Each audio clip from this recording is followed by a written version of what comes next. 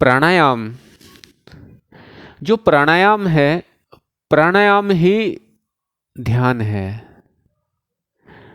यानी जब आप अपने श्वासों के ऊपर नियंत्रण करते हैं, श्वासों को रोकते हैं,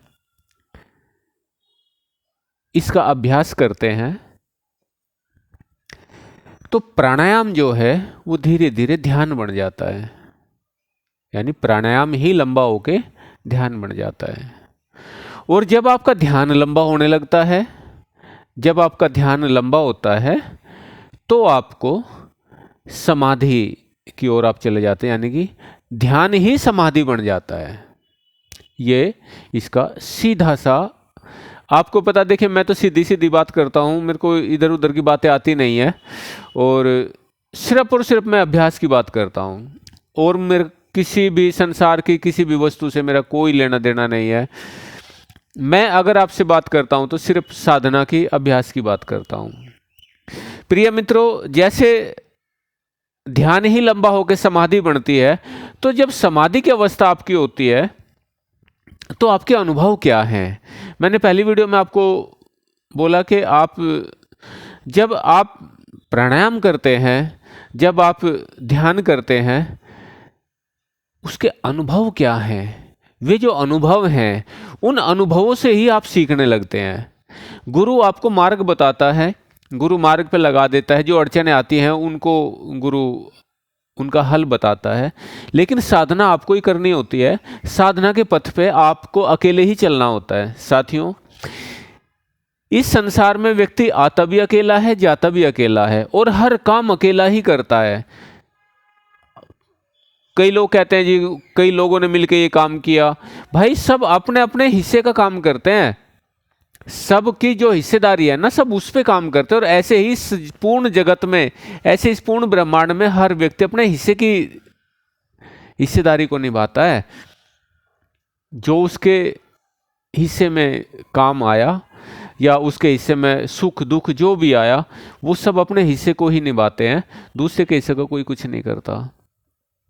साथियों, आज व्यक्ति रूप और सौंदर्य के लिए ललायत है। इसके दो कारण हैं।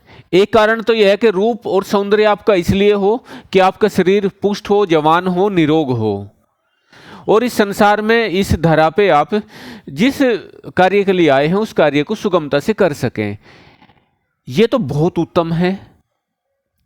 और एक दूसरा जो रूप और लावण्य की बात है कि आप खूबसूरती, निरोगिता प्राप्त करके और आप सहवास, भोग, इनमें जाना चाहते हैं। आप विपरीत लिंग के ओर आकर्षण होते हैं। उसका आकर्षण आपको आकर्षित करता है, आपकी साधना में आपको बाधित करता है। आपकी साधना को, जितना भी ये संसार का रूप और लावण्य है, ये आपकी साधना को खा जाएगा अगर आप विपरीत दिशा में जाते हैं। अगर आप सही दिशा में जाते हैं, आप सैमार्ग जाते हैं, सैमार्गी हैं आप, तो उस सैमार्ग पे, उस आध्यात्मिक मार्ग पे आपको रूप और लावण्य की बहुत आवश्यकता है। इसलिए मैंने आपको बहुत सारी वीडियो में शोधन क्रियाएं बताई, क्योंकि जब तक आपके शरीर का शोधन नहीं होगा, जब तक आपके अंदर से पूर्ण, देखिए, जिन लोगों को अंदर से शरीर साफ नहीं होता, शोधन नहीं होता शरीर का, उनको कभी भी रेचक पूरक कुंभक की सिद्धि नहीं होती, उनको समाधि नहीं होती। वो ठीक है, बैठ के सपनों में खो जाए, नींद आ जाए बैठे बैठे, और वो सोचे हम तो ध्यान में थे। ऐसा कुछ नहीं है भाई। ध्यान तो बहुत दूर की कौड़ी है। प्यारे मित्रों, रेचक पूरक कुंभक, मैं हर वीडियो में इसी पे जिक्र करता हूं। ये जो आपका धीरे धीरे कुंभक बढ़ने लग जाएगा, जब आपका धीरे धीरे रेचक पूरक बढ़ने लग जाए, कुंभक आपका बढ़ने लग जाए, रेचक और पूरक आपका धीमा हो जाए, साथियों, आप समझना आपको पवन सिद्ध होने लगे। मित्रों, बैठे बैठे, चाहे आप अपने ऑफिस में बैठे हैं, दुकान पे हैं, और कोई कार्य क्षेत्र है, किसान हो आप, जो भी आपका क्षेत्र है, अगर आपको थोड़ी सी भी मोहलत मिलती है, थोड़ा सा भी समय मिलता है, जिस समय भी आपको मिले, भोजन आपका हमेशा सुपाच्य होना चाहिए, भोजन बहुत हल्का होना चाहिए। यानी कि किसी भी समय अगर मैं कहूं कि भोजन करते ही आपको साधना में बैठना है, तो आपका शरीर तैयार हो, यानी इस तरह का आपका भोजन हो, सुपाच्य, और आपको जब भी आपको समय मिले तभी आप कमर गर्दन बिल्कुल सीधी, और ध्यान भ्रू मध्य, ये भ्रू मध्य नहीं, सहस्रार अंदर, जहां आपकी जीवा मुड़ के ऊपर फंसती है, वहां ध्यान आपके ऐसे हो। ध्यान आपकी नासाग्रनी में कहूंगा कि आप नाक के अगले भाग पे ध्यान करो, मैं नहीं कहूंगा इसको, मैं नहीं कहूंगा आप यहां भ्रू मध्य पे ध्यान करो ना, मैं नहीं कहूं, मैं कहूंगा सहस्रार में ध्यान करो, मैं कहूंगा अपने मेडुला क्षेत्र में, अपने अंतःकरण में ध्यान करो, अपने मूलाधार से लेकर रीढ़ के अंदर, मूलाधार से लेके और रीढ़ में होते हुए सहस्रार की ओर धीरे धीरे धीरे सीढ़ी बाय सीढ़ी, ऐसे जैसे सीढ़ी पे चढ़ते हो ना, सीढ़ी पे चढ़ते हो, एक पग, फिर दूसरा पग, फिर तीसरा पग, फिर चौथा, फिर पांचवा, ऐसे पग पग आपकी साधना मूलाधार से लेके और सहस्रार रीढ़ में हो, ध्यान हमेशा आपका सहस्रार में हो। जब आपका ध्यान सहस्रार में होगा, जब आपका ध्यान धीरे धीरे, ध्यान जब आपका लंबा होगा, वही समाधि में परिवर्तित हो जाएगा। साथियों, 3 गुण हैं, साधना भी 3 है, शिष्य भी 3 तरह के होते हैं, गुण भी 3 है, और लोगों की प्रवृत्ति भी इसी तरह की है, यानी कि तमस, रजस और सतव। मैं ज्यादा गुणों का बखान नहीं करूंगा, सिर्फ मैं सतव गुण की बात करूंगा। प्यारे साथियों, इस पूर्ण ब्रह्मांड में अगर किसी की वैल्यू है तो वो सतव गुण की है। इस पूर्ण ब्रह्मांड में, इस पूर्ण जगत पे, चाहे आपकी धरा है, चाहे ब्रह्मांड का कोई भी हिस्सा है, किसी भी ब्रह्मांड के कोने में चले जाइए, अगर आपके अंदर सत्यता है, सतव गुण है, तो आप किसी भी हिस्से में चले जाइए, आपको कोई डिगा नहीं सकता, आपको कोई हानि नहीं पहुंचा सकता। साथियों, जब ध्यान आपका धीरे धीरे धीरे धीरे लंबा होकर समाधि में जाती है, समाधि लगती है, तो साथियों आप ऐसा भाव रखिए, जैसे मैंने रीढ़ की बात करी है, कि मूलाधार से लेकर मणिपुर तक का जो सफर है आपका, यहां तक का अगर सफर है, तो ये आपको तमस में रखता है, यहां तक आपके अंदर तमोगुण प्रबल होता है।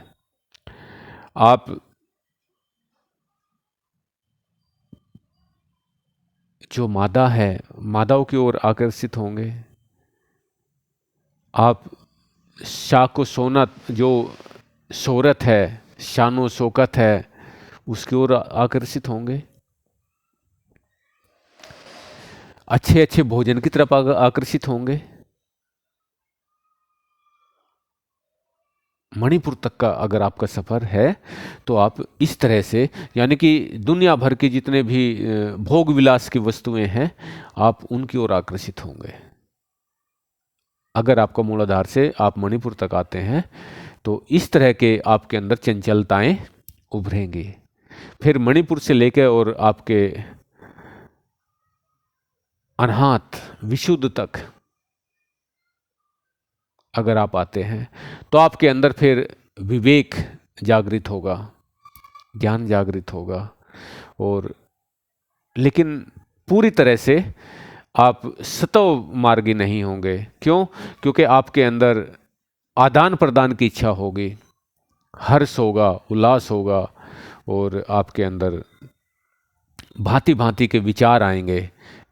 मैं क्या करूं तो इससे मेरे को क्या लाभ होगा, क्या मैं साधना करूं तो साधना से मेरे को क्या लाभ होंगे, मैं बहुत आगे जाऊं, क्योंकि महत्वाकांक्षा और आपके अंदर उड़ान भरने की जो पावर है वो बढ़ जाएगी।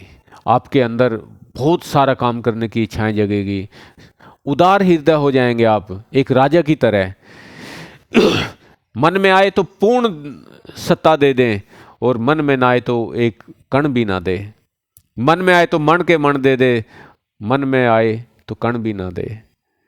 साथियों, जब आपका ये भाव होता है तो आप समझो आप रजस्व गुण में है। साथियों, बातें बहुत लंबी हैं, लेकिन मैं, क्योंकि वीडियो में ज़्यादा समय होता नहीं है, मैं थोड़े में कहूँगा। इस रजस्व के अंदर पाप कर्म आप नहीं करते, तमस के अंदर पाप होता है। लेकिन कभी कभी हम क्या करते हैं कि सोचते हैं कि हम पुण्य कर रहे हैं और पाप हो जाता है, पुण्य करते करते पाप हो जाता है। हम इसका विचार नहीं करते, बस करते जाते हैं, करते जाते हैं। प्यारे साथियों, इसके बाद फिर जब आप आज्ञा पे आते हैं, जब आप आगे चक्कर में प्रवेश करते हैं, जब आप सहस्रार की ओर प्रवेश करते हैं,